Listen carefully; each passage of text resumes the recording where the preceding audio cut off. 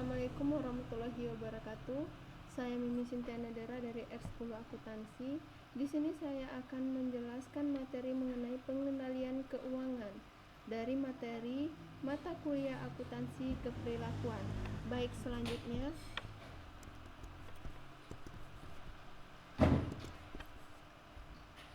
mengapa penting manajemen keuangan?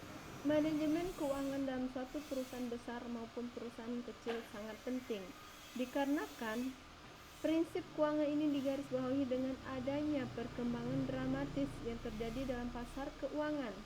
Misalnya saja contoh kecilnya, dalam bulan September tahun 1989, Chempel Corporation atau perusahaan Chempel tidak melunasi pembayaran bunga untuk sebagian utangnya. Ini berarti di sini tidak adanya manajemen keuangan. Dikarenakan tidak ada manajemen keuangan, maka perusahaan tersebut tidak dapat melunasi hutangnya. Maka dari itulah harus adanya pentingnya dari manajemen keuangan dan pengendalian keuangan dalam suatu perusahaan besar maupun perusahaan kecil. Selanjutnya, fungsi dari keuangan. Fungsi keuangan yang utama dalam perusahaan adalah untuk hal investasi, perhitungan biaya, dan dividen untuk suatu organisasi.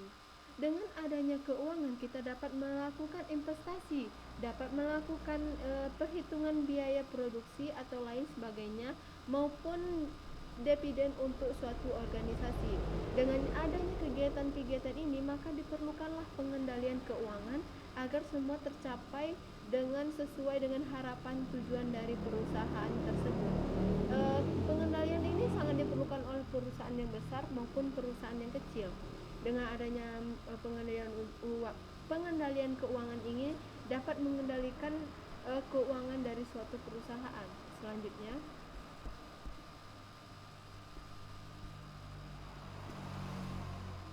ada 3 pengendalian keuangan yang mengapa keuangan itu penting.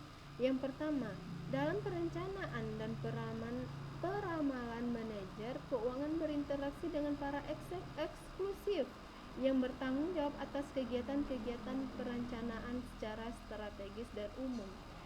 Yang kedua, manajer keuangan harus memusatkan perhatiannya pada keputusan investasi dan perhitungan biaya.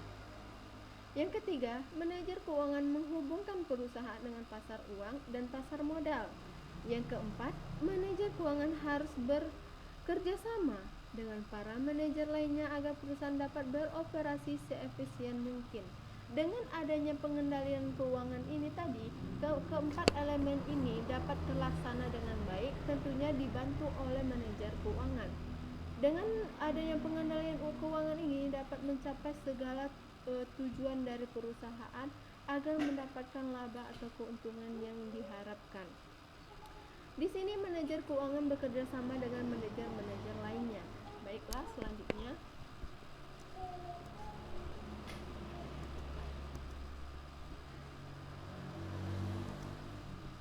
Apa itu pengendalian keuangan? Definisi pengendalian telah didasarkan pada konsep kepercayaan dan kemungkinan para manajer untuk membentukkan suatu keyakinan tentang cara dunia mereka bekerja dan dampak-dampak yang mereka harapkan dari inisiatif yang dipilih. Di sini berarti adanya pengendalian yang dilakukan oleh manajer keuangan tersebut. Selanjutnya,